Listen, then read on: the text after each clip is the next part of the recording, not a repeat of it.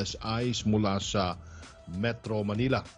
Tiniyak ni DILG Secretary Eduardo Año, gayon din ni Philippine Coast Guard Commandant Vice Admiral George Ursabia Jr.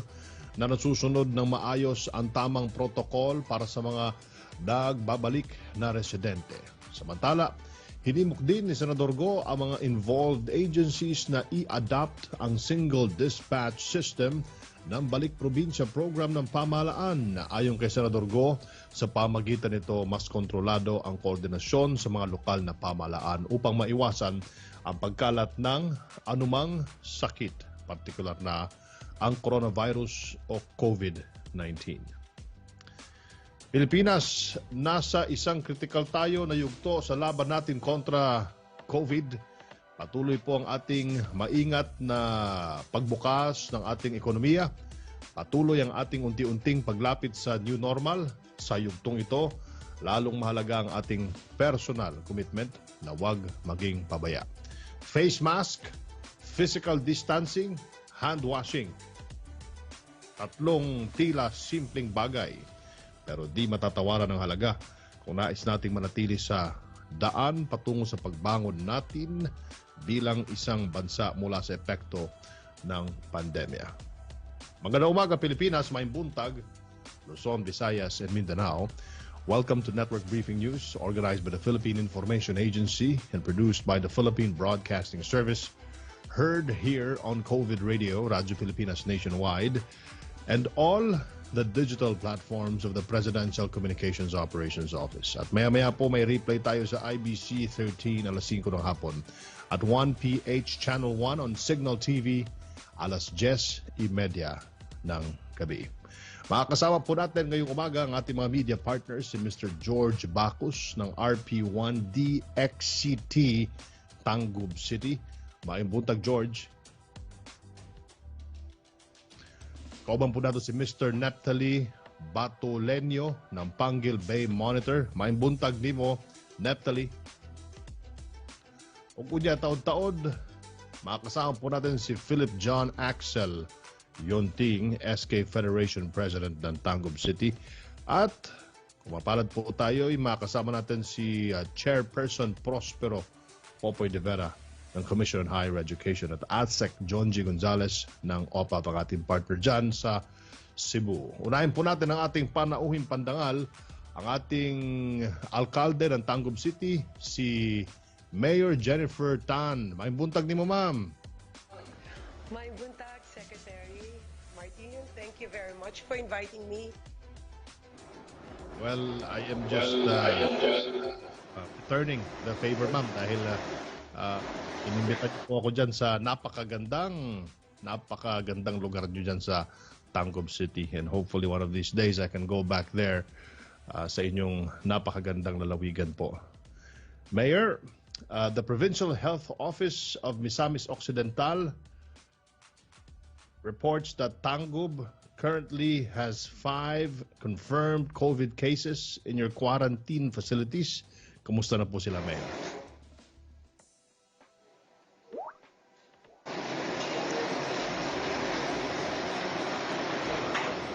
Okay. Wala si Mayor. Siguro balikan natin si Mayor Jennifer Tan. Dahil napakaganda talaga ng lugar dyan sa Tangub City. And for those who have not visited the place, nako, ay magugulat po kayo sa ganda ng lugar, sa ganda ng kanilang ng dagat, sa ganda rin ng kanilang mga bukirin, yung kanilang mga areas where you can view the entire Panguil Bay. Kasama na dyan yung Lanao del Norte. Dahil makikita mo yan from one of the mountains of Tangub City. And of course, sunod-sunod na yan, from Tangub, nandyan na yung mga lugar na pwede mong pasyalan. Dyan po naman sa Misamis Occidental, yung lugar nila ni Congressman Uwaminal, Henry Uwaminal. Anyway, balikan natin at tingnan natin kung nandyan na ulit si Mayor Jennifer Tan. Is she back on the line? Kung wala pa si Mayor. Yes. Yeah, there you are. Mayor, good morning once again. Hi.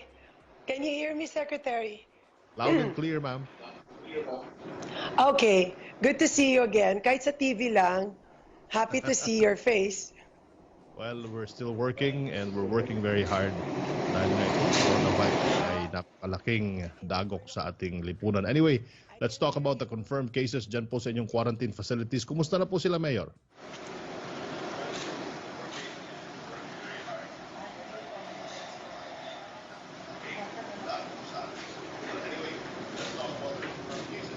Bigay mo sa akin.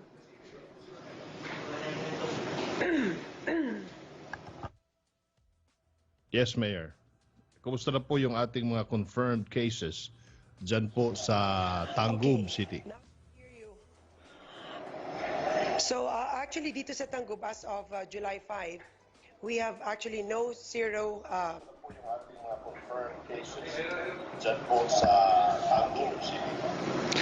Okay, the suspect COVID we have right now is 0, and the probable COVID is again 0, and the confirmed COVID, mga 5 sila, pero all of them are in the provincial isolation facility. Okay, the suspect COVID Mayor, ang Tangub ay hinaharap po ang hamon ng edukasyon sa panahon ng pandemya.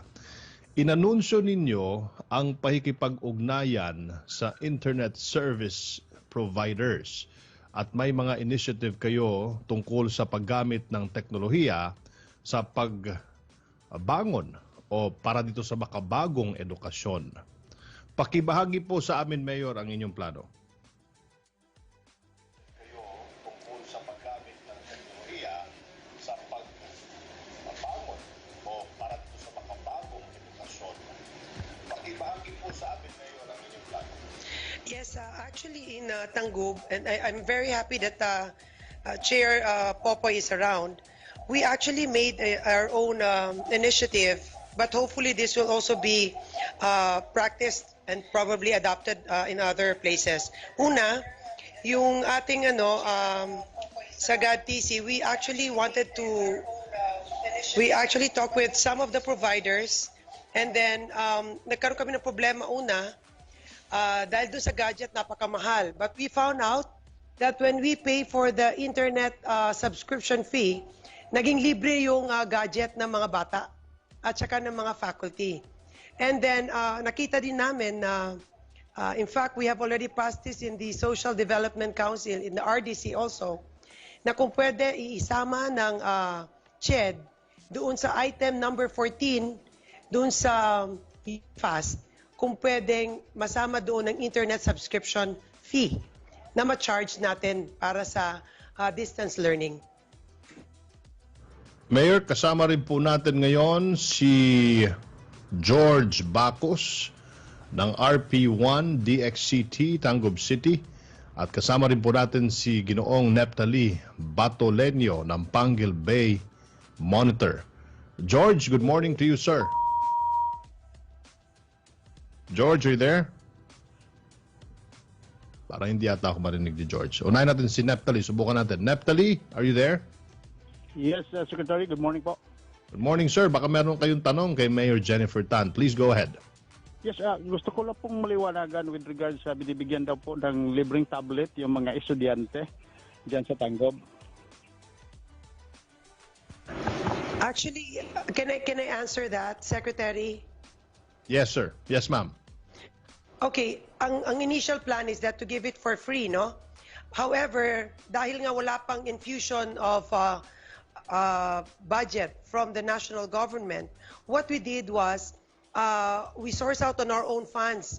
So nakita namin na may kulang pa rin on the subscription fee. So dapat magdagdag muna yung mga bata ng 1,000 when they enroll, and then we give them the tablet. Pero on the next semester, once it's already addressed by CHED and by the national government, posible na rin talagang libre na rin ang gadget. Ay, sir. Thank you po. Okay, George Bacos ng RP1 DXCT. Go ahead. Yes, Secretary, maayong buntag, and Ma'am Mayor Jenny, maayong buntag.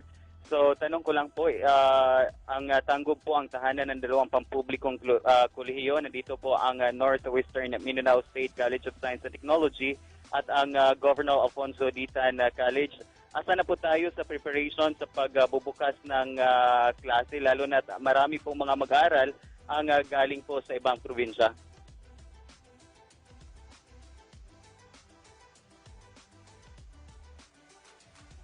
Ma'am, did you hear the question? Chappy, kanina, napuputol. Yes, ulit natin, George. Pakiulit yung last Pakiulit. question. Okay.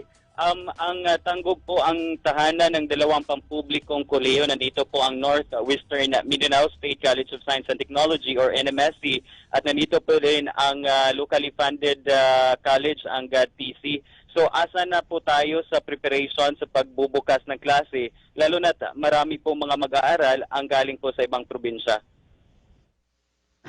Okay, we have already an initial meeting with the COVID team task force here in Tangub as well as with the province in preparation of those students coming in sa Tangub and of course sa Misamis Occidental. First that we agreed on is that all those students outside of Misamis Occidental will be undergoing a rapid test, random rapid test for them. And then we also agreed among all, among the presidents and also the teachers. And in fact, we had a meeting with all the owners of the boarding houses that we will not allow our students to go back home within the first semester and even the next semester. Dapat tapusin yung one semester. Kasi para sa amin, ma-diminish natin yung cross-contamination. So this is also our way of helping also making our community safe. And then other than that, we also had a discussion with our faculty. In fact, the faculty of GAD-TC and NMSC is now undergoing their training on e-distance learning.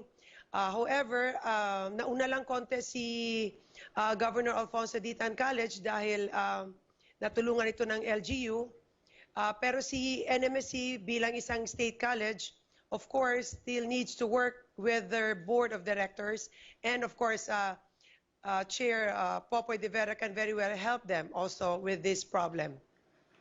All right. Thank you so much for your question, George and Neptali. At Ma'am Jennifer Tan, Mayor po, kasama na po natin ngayon sa ating linya, tayo mapalad, si Commission Higher Education Chairperson Popoy de Vera. Good morning po sa inyo, Chairman. Good morning, Sec Martin, at good morning, Mayor Jennifer Tan ng Tangub. Chairman, before we give the opportunity to Mayor Jennifer to ask a question and perhaps baka meron siyang naisip parating sa inyong tanggapan, ano po muna ang ating update sa ating mga kababayan, sir? Please go ahead. Well, the update is that the universities, both public and private, are now in the midst of preparing for the opening of classes. Many universities are training their teachers on their own or partnering with other universities to do training programs on flexible learning. On the part of the Commission, we have approved several projects for universities to train other universities. Plus, 2 days ago, I was in discussion with De La Salle St. Benilde, one of the top universities in the country with very strong online learning capability. They're going to give free training for teachers on the first week of August. In about an hour, I'll be sitting down with FEU, Philippine Normal University, and 2 other universities that will also provide free training program for faculty members in the next 2 weeks. So I am very happy that the top universities in the country with very strong capability for online learning are rising up to the challenge and actually giving free training programs in partnership with the Commission. No? So slowly we are making sure that the faculty members are getting trained and they'll be able to open classes in August. The Commission already launched Philippines CHED Connect. It's an online platform where we put there the best materials that faculty members and students can use for flexible learning. 16 universities in the country, including the top universities like Mapua, College of St. Benilde, and STI and UP Open University have donated their online materials and put it in the online platform. So pwede nang, it is open to the public, open to all now. So faculty members, when they are changing their syllabus now and preparing for the opening of classes, can already get the very good online material from this online portal. It is Philippines CHED Connect. It was launched last month on the 23rd, no? And we are continuing to populate the online platform with additional materials. There are some top universities abroad who have also donated their materials there, and also international organizations. So coming from the United States, the Fulbright program is also donating online material. So slowly, we are preparing for the opening of classes. Thank you so much for the update, Chairman Popoy. Mayor Jennifer, ma'am, baka meron po kayong nais iparating kay Chairman. Mayor? Okay. Please go ahead, Mayor. Yes, I would like to ask a few, probably siguro kung pwede ma-request ko si Chair Popoy, kung ano na yung nangyari dun sa aming request na yung item number 14 sa miscellaneous fee, alam niya yon, na kung pwedeng malagay dun yung internet subscription fee para yung eskwelahan will have really the flexibility to be able to give yung gadget, kasi ang problema natin sa mga colleges para magkaroon talaga ng full blast yung e-distance learning natin. Anyway, siguro mangyayari entire Philippines, Chair Popoy, baka ang dito sa GAD-TC, ito yung mauuna sa among the public schools or colleges. Request ko lang po yung number 14 sa miscellaneous fee, kung pwede po mabigyan po ng maagarang solusyon, and then support po galing po sa inyo, kasi ito po yung lumabas sa meeting namin sa Regional Development Council sa Region 10, kung pwede po mabigyan ng support. At pangalawa po, ginawa na rin po natin dito sa Tangub, I actually partnered with DICT and the other private service provider for a student convergence area na palakasin yung internet provision on the barangay halls. Kasi yung barangay halls po, kinonvert po namin dito sa Tangub as a study area for students kung sakaling hindi sila pupunta dun sa school para malesen yung social, of course, to observe the social distancing. We are now opening the barangay halls as their study areas. I hope that this will also be given support by CHED. Thank you, Mayor. Thank you for your initiative. No? What the Commission has done in relation to this, no? Because we know the issues being raised at the ground level, ipinasok ho natin ito doon sa proposed bill sa House and Senate for the additional appropriation for the new normal. So nakapasok ho itong connectivity issue na ito doon sa House version, courtesy of Congressman Mark Go, the chair of the Committee on Higher and Technical Education, and in the Senate, courtesy of Senator Sani Angara and other senators. No? So we hope that if Bayanihan 2 is passed, there will be available funds for issues of connectivity. That's number one. No? Number two, magpo-propose din po ang Commission na gamitin yung Higher Education Development Fund for next year, na dagdagan ito for connectivity. Kaya tinitingnan ho namin kung ano ang pinaka-efficient na paraan kung paano kami makakapag-partner with the ICT and the universities to create itong student convergence areas. No, this is a very good idea that can be supported. Meron ho kaming pagpapatuloy na usapan sa DICT kung paano gagawin nito at paano makakamobilize yung pondo.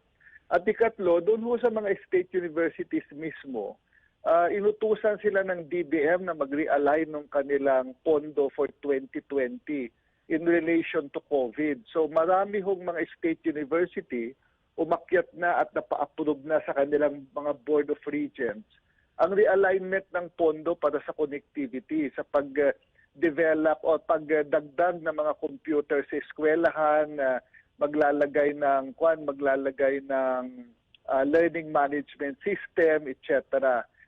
Hindi ko ho alam yung mga state universities diyan sa inyong region kung ano yung kanilang prinupose sa kanilang realigned budget.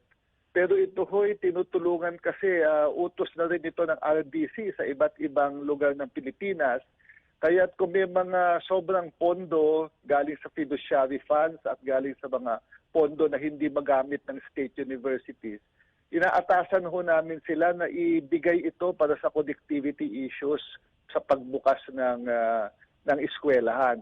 Yun namang home doon sa Unifast, ite-take up ho yata namin to sa Unifast board kung hindi ako nagkakamali next week sa susunod na meeting namin. Kasi hindi ho siya diretsyong nakalista doon sa 13 fees na naka-enumerate sa batas. So pinag-aaralan ho namin legally kung ano ang pwedeng gawin ng Unifast tungkol dito sa fee connected sa connectivity ng mga estudyante. Go ahead. Maraming salamat talaga, Chair Popoy. So glad to hear some of the things that CHED is doing now for the HEIs. And siguro lang po kung pwede, nakita ko kasi kahapon, just recently, if it's okay with you, Secretary Andanar, yesterday we just had our SDC meeting para po approval para ng RDC, yung ating mga nagawa na for the CHED, sa HEIs at saka sa DepEd. One of the things that they actually raised up was really the gadgets. Noong nakita ko yung presentation ng ibang mga SUCs po, napakalaki.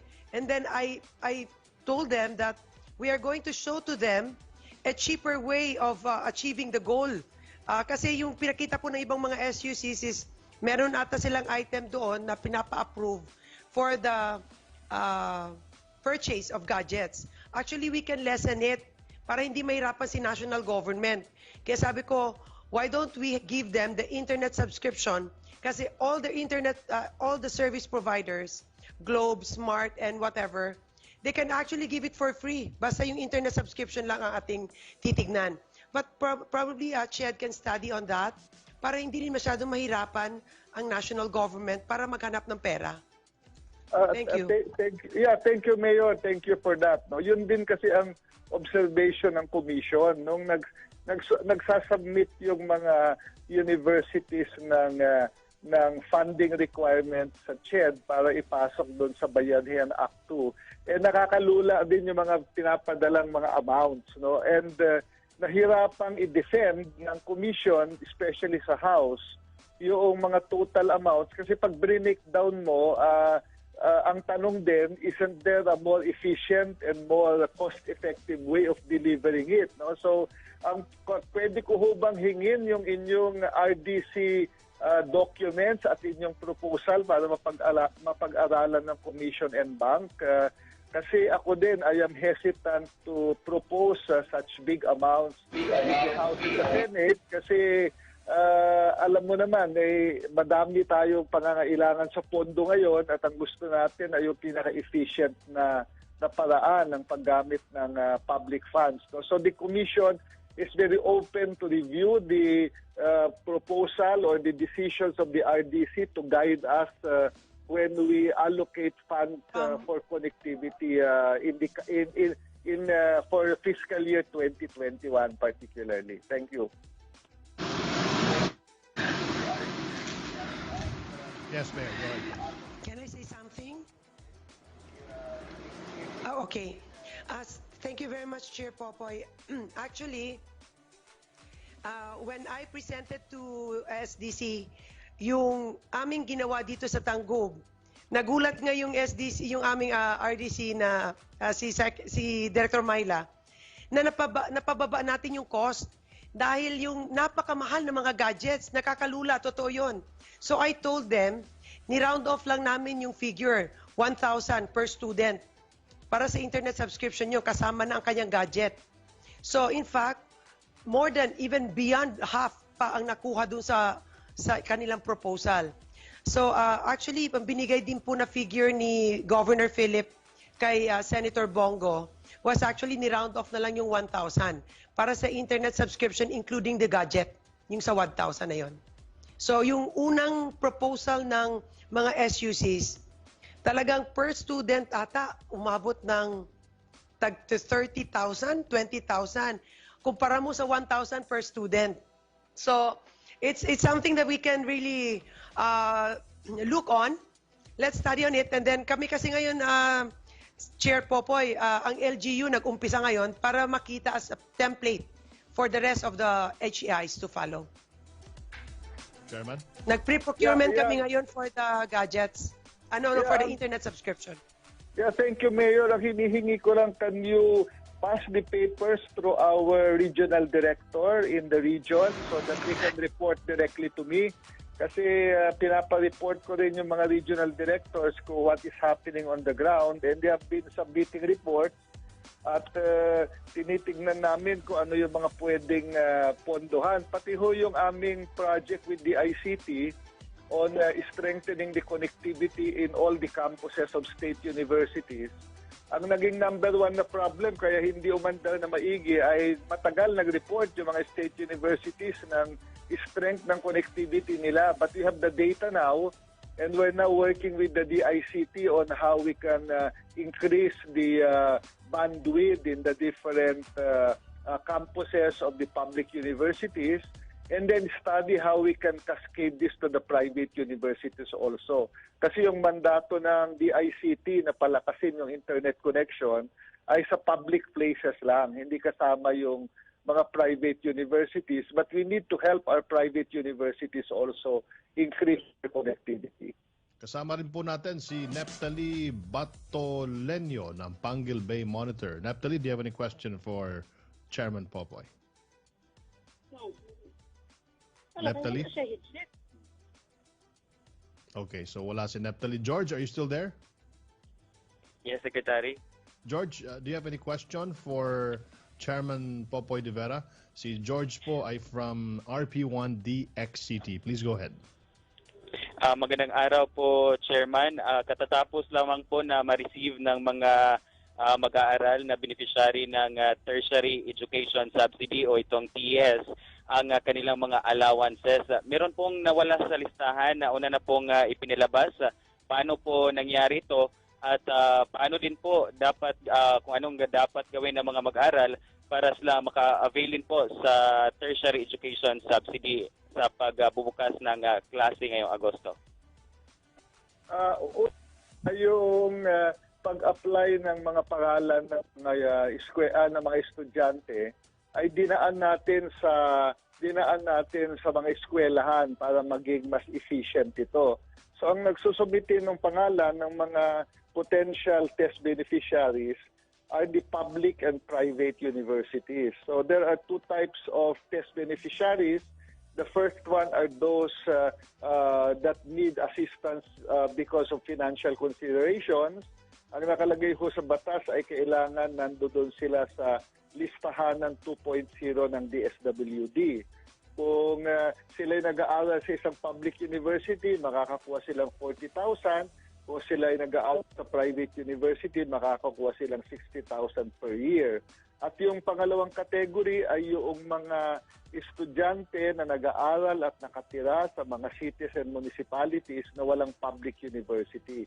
Yan ho yung dalawang klase. So, wala hong discretion talaga ang komisyon na palitan yung listahan. Yung mga names ng applicants ay sinushoot lang namin versus the database of DSWD. At kung nandoon yung pangalan ay magiging test beneficiary sila. Doon naman sa no-suk, no-look, chine-check namin kung yung estudyante ay talagang nakatira at nag-aaral sa isang private university, sa isang city o municipality na walang public university. No? So, yun hong listahan ng 2.0 1.0 ng DSWD is not a perfect list. Meron ho siyang may mga naulalaglag, may mga wala doon, at ang dapat hong gawin ng mga estudyante na nalaglag do sa listahan ay mag-report do sa kanilang scholarship coordinator doon sa university para i-report ito sa regional office ng CHED para malaman namin at ma-double check yung pangalan ng bata. That would be the correct way of doing it. No, yun hong na-release na CHED na test ay yung pauna muna kasi medyo hirap po ang pamahalaan sa pondo ngayon. Kaya ang na-release sa amin ng DBM ay hindi yung full amount for test. Huwag ho kayong mag-aalala.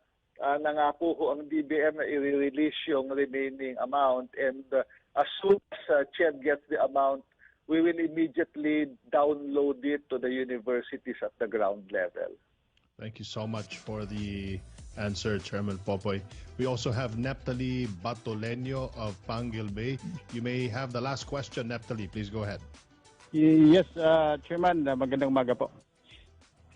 With regards po sa preparation ng ating mga instructors, ng ating mga teachers with the distant learning ngayon, enough na po ba ito, yung preparation nila? Baka maapektuhan po yung quality teaching or quality education nito?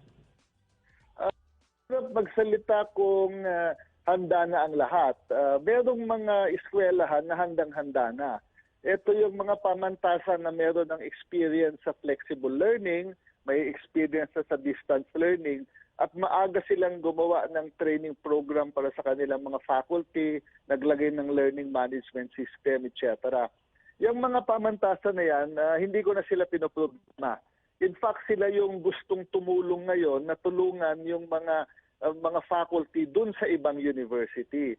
So ang medyo area na kailangan pa nating pagtuunan ng panahon ay yung mga pamantasan at mga faculty na wala talagang experience sa flexible learning previously at ngayon ay nagkakram para maghanda, no? Ito yung tinatarget natin ngayon. Kaya't ako'y ka-meeting ko ang mga top universities na magaling sa flexible learning at sila ay magbibigay ng training ng libre. Hindi na nila sisingilin ng pamahalaan, hindi na sisingilin ng CHED, at tatargetin natin yung mga faculty doon sa mga hindi masyado pangtanda na mga private universities. Ang hinihingi namin ng tulong mula sa ating mga head ng mga universities, mga presidente, ating mga regional offices, ay i-identify natin yung mga faculty members na nangangailangan ng tulong. Ibigay sa ating regional office para sila ang mauna doon sa training program na gagawin. No? There are no less than 5 top universities in the country that are launching training programs for faculty members of universities all over the country. Itong top 5 na ito ay ibibigay nila ng libre. Meron ding 3 university na popondohan ng komisyon yung kanilang training program. I need the help of the media, I need the help of the private universities to please bring to the attention of the commission yung mga faculty, yung mga universities na kailangan talaga ng tulong sa training program ng mga teachers para sila yung i-prioritize ng commission. Kasi we have 1,900 plus universities in the country. Kaya mahirap na ma-monitor ng komisyon yung kondisyon sa bawat university. So we ask for the help of the education stakeholders to help us identify those that we should prioritize. Thank you so much for your time, Chairman Popoy de Vera. I know you're busy. Meron kang meeting after this interview. Mabuhay ka, sir, and anything you want from the PCOO, kung kailangan niyo po ng airtime, whatever you may need in the future, please just give us a call. Yeah, thank you, Sec Martin. Thank you for all those who ask questions. Mabuhay kayo. Thank you po. Nako, naubusan tayo ng oras at Can I give a 9:37 proposal? in the morning. Mayor, pasensya na po, naubusan tayo ng oras. Baka meron po kayong mensahe sa ating mga kababayan o sa mga taga-Tangub, mga taga-Misamis Occidental. Please go ahead, Mayor. Okay, anyway, thank you very much again for this opportunity and the chance with us na narinig namin ang CHED. And of course, sana masama yung proposal namin na for the private HEIs, isama sa TES yung kanilang internet subscription para magkaroon naman sila ng free gadget nila na I'm very sure that this is also going to be enjoyed by the public HEIs. Maraming salamat ha. Maraming salamat Secretary Andanar for reaching out to us. Thank you. You're welcome, ma'am, and regards po kay Governor Philip at sa lahat po ng mga kasamahan niyo dyan sa Tangub at sa Misamis Occidental. Mabuhay po kayo. Thank you very much. 9:38, George Bacos ng RP1 DXCT and Mr. Natalie Batoleño. Maraming salamat sa inyong dalawa. Any parting words, George?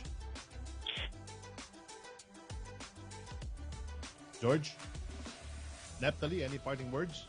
Yes, Secretary. Magandang umaga po. Salamat po sa panahon din po na mapakanayan po natin si Mayor Jennifer Tan at saka si Chairman po sa CHED.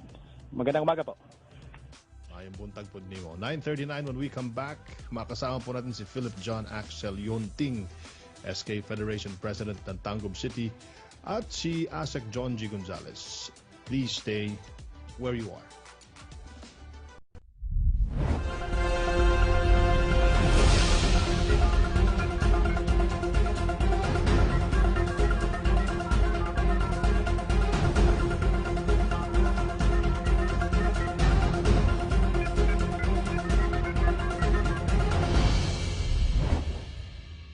Sa layuning matulungan ng bawat Pilipinong gustong bumalik sa kani-kanilang probinsya para makapagsimula at doon mamuhay ng maayos, inaprubahan ng Pangulong Rodrigo Duterte ang EO 114, Balik Probinsya, Bagong Pag-asa Program or BP2 na agad namang tinangkilik ng ating mga kababayan. Na-issue rin po ng ating Presidente Executive Order number 114. Ito po ay yung sa Balik Probinsya Bagong Pag-asa Program. Ika-20 ng Mayo, nang maihatid sa Leyte ang first batch ng BP2 beneficiaries na kinabibilangan ng 121 Leyteanos. Ang Balik Probinsya Program ay pansamantalang suspendido. Ito'y upang bigyang daan ang hatid tulong na kaloob ng pamahalaan sa iba pang mga kababayang naghihintay makauwi sa kanilang mga tahanan. They give way to the more important transportation requirements of OFW, turista, as well as estudyante para mauna sila kasi mas malaki yung pangangailangan para sa kanila to be able to go back already to their provinces. Buo ang loob sa pag-alalay. Sa bawat Pilipino'y patuloy ang paghatid tulong. Pilipino to kababayan natin, tanggapin ninyo and provide for sequestration houses if you want. They hati tayo sa problema. Total, hindi naman kami nagkulang. Whatever you need, we provide. Kaya ang Pangulong Duterte ay umaasang mas magiging matiwasay ang pagpapatupad at pagtanggap sa programang ito. There's no reason why you should not accept them, especially those who are returning to their homes from doing a work abroad. Kawawa naman kasi. Isang mensahe mula sa Philippine Broadcasting Service. And I'm giving you my word of honor that the investigation will proceed to find out the truth, unfettered, unbridled by anybody except yung sa trabaho. Walang makialam. At yung totoo lang. Yun ang maasahan ninyo. At kung sino man ang may kasalanan, then he has to pay for it.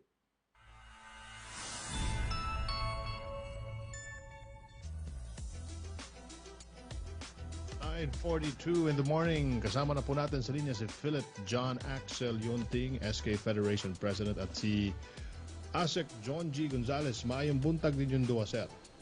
Maayong buntag, Secretary Martin Andanar. Maayong buntag. Good morning, Secretary.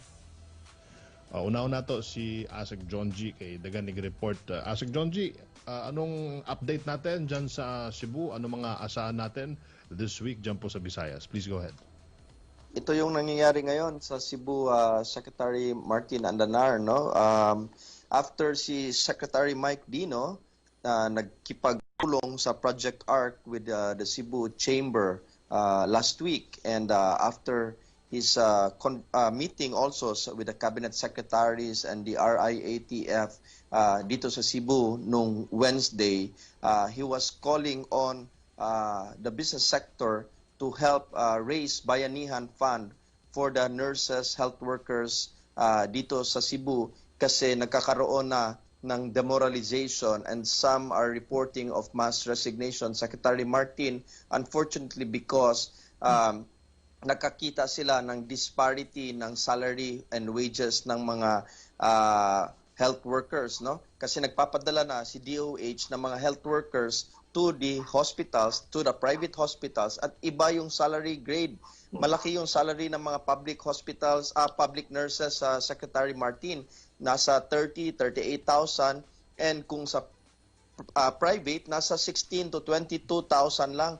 Kaya nagkakaroon ng demoralization. So Secretary Mike Dino is calling for help sa Bayanihan Fund para galing sa private sector. And we are happy to know that si Mayor Labella of Cebu City, who needs all these hospitals to be working properly and to increase their hospital capacity, ay magbibigay ng 60 million, more or less 60 million pesos for 3 months to around 2,000 nurses dito sa Cebu para lang madagdagan at mabigyan sila ng incentive, and this will really boost the morale of the health workers dito sa Cebu, Secretary Martin Andanar. And maganda rin, nagtulong-tulong na ang buong bayan through DOH. There are already 7 medical teams na pinadala composed of doctors and health workers, no, from Isabela, Ilocos, Cagayan Valley, at ito sila nasa Cebu para tutulong rin sa mga private and public hospitals dito sa Cebu, Secretary Martin. At yung AFP mismo, mabilis na nanawagan yung DOH na tulong for nurses instead of just military personnel and police. Nagpadala rin ng si AFP ng 9 doctors, 10 nurses, and 13 medical aides. And ito dahil sa mabilis na aksyon ni Secretary Lorenzana at tinutulungan din ni CENTCOM Chief dito namin sa Central Command, si General Angkan. And they will be deployed in different hospitals, Secretary Martin. At ito naman, sa Western Visayas, medyo may aberya yung pagpadala ng mga doctors to the barrios dito kasi nanawagan sana ang DOH na magtulong-tulungan nga, magpadala dito.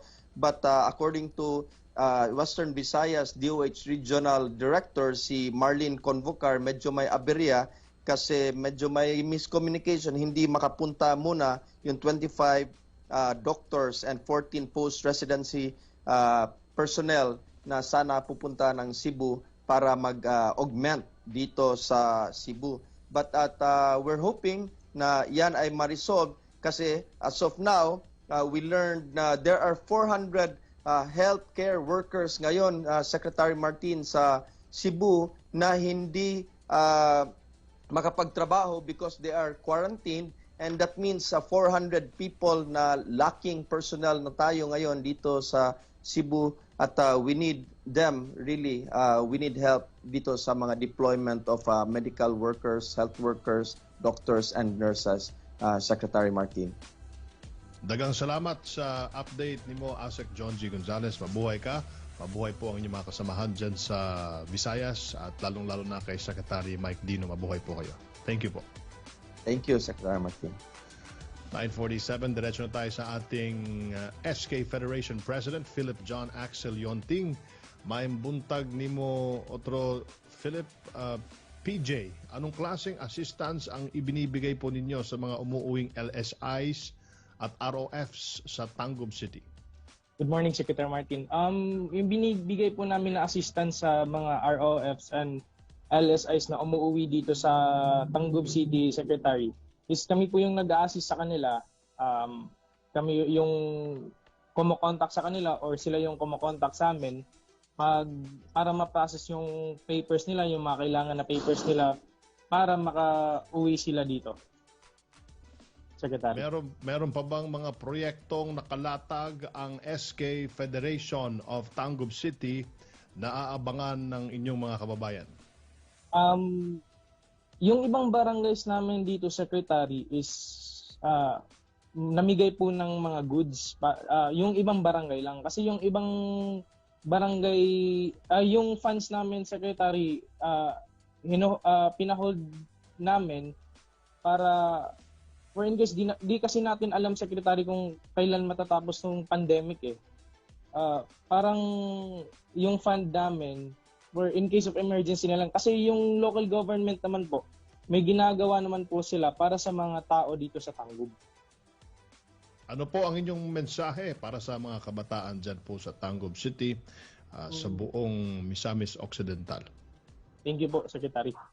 Para po sa mga kabataan dito sa Misamis Occidental, lalo na dito sa Tangub City, just listen to the government lang. Yun lang po. Kasi the government is doing para po sa kabutihan ng lahat. Ginagawa po ng gobyerno yung para sa kabutihan ng lahat. Di po para lang sa government, di para po sa lahat. Tama. Thank you so much for the message and thank you for your time and sharing your projects, your stories dyan po sa Tangub City. Mabuhay po kayo.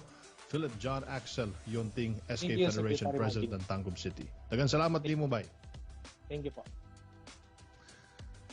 May isang universidad na may dual curriculum subject ni Rizal at sinamahan kasi ang pag-aaral ng buhay ni Jose Rizal ng iba pang mga bayani. Rizal and Other Heroes ang course title. Istrikto po yung profesor. Nais niya na isapuso ng mga estudyante kung ano talaga ang katangian ng isang bayani. Parte ng kanyang curriculum ay ang reporting. Mag-research ang estudyante ng isang unsung hero at kukumbinsi niya ang profesor na isang hero ang kanyang prinisinta. At isang araw, may isang estudyante na ipinisinta niya ang kanyang unsung hero. At pinangalanan niya ang kanyang unsung hero at sabi niya, "My grandfather is my hero because he was a guerrilla." Tawanan ng buong klase at pinagpatuloy niya ang kanyang report. "I am very proud of my grandfather for being a guerrilla." At tawanan ulit ang buong klase. Ang ibig niya palang sabihin, ang lolo niya, isang guerrilla army noong panahon ng Hapon. Mali ang kanyang pagkabigkas ng guerrilla. Sabi niya, guerrilla, imbis na guerrilla. Pumasa naman siya sa nasabing subject. Nadepensa niya ng gusto ang kanyang lolo na para sa kanya may katangiang bayani. Ngayong panahon ng pandemya, maraming mga unsung heroes. Di natin kilala ang karamihan, ngunit ayon sa isang Scottish actor, writer, director at singer Peter Dugan Capaldi, real heroes are all around us and uncelebrated. Tama po, pinapalibutan po tayo ng mga bayani. Iba nga po, lahing kayo banggi. Kakaiba ang tatak Pilipino, tatak bayani. May tunay na malasakit sa kapwa tulad ng ating Pangulong Duterte, na lahat ng ninais gawin at ginawa ay nakasentro sa kapakanan ng kapwa. Sa mga frontliners po natin, lalo na yung mga doktor, polis at lahat ng hindi ko nabanggit ng mga frontliners na dumayo po especially sa Cebu City at ibang mga lugar para tulungan ang kanilang mga kapwa Pilipino. Kayo po ang tunay na hero. Saludo po kami sa inyo. Hindi man namin alam at mabanggit ang mga pangalan ninyo, ang inyong mga sakripisyo at hindi matatawarang malasakit ay siyang magpakilala sa tunay na anyo ng makabagong bayaning Pilipino. Pabuhay po kayo. Pilipinas, dito pa nagtapos ang Network Briefing News para sa araw na ito.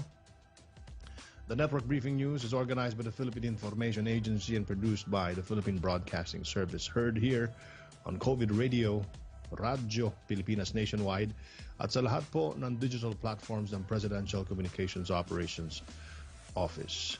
Mamaya po may replay tayo sa IBC 13 alas 5 ng hapon and of course 1PH Channel 1 on Signal TV alas 10:30 ng gabi. Susunod na po si paring Erwin Tulfo at ang kanyang programang talagang hinihintay ninyo, Tutok Tulfo. Hindi lang dahil sa magandang balita, kundi dahil na rin sa, alam mo na, budget. Kailangan ng budget sa araw na ito. Tulong. Oo. Daghang salamat, Secretary. Kabuutan nimo pastilan. Ha? You are an unsung hero. Wag na yung hero, ansang na lang. Pati yung ACT-CIS, Iyan. unsung hero. Ay, daghang salamat. Care of Congressman Eric Goyap, yung pinamimigay natin dito. Ha? Pero alam mo ba na galing sa sarili niyang bulsa yun? Grabe. Oo, makatulong sa mga kababayan natin. Pwede naman niyang itawid sa network briefing. Kung meron mga sobra, sasabihin ko naman galing kay ACT-CIS ito. Pwede. Sabihan ko, magkakaroon kami ng emergency meeting mamaya. Ganun.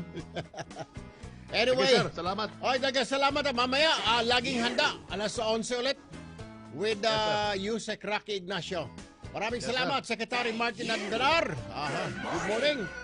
Anyway, 9:54 ng umaga bayan. Tuloy-tuloy ho tayo at marami ho tayong pag-uusapan ngayong araw ng Monday, ika-6 ng Hulyo 2020. Good morning, good morning, good morning. Marami ho nagtatanong, ano na, ha? Matapos ipamigay ng mga laptop at mga tablet, ay tuloy-tuloy ho, ha? Ay hindi ho naman natatapos yung ayuda mong sagot ko. Mamaya ho, mamimigay na naman tayo ho, ha? Up to 15,000 ang pamimigay natin. Depende po sa inyong ayuda.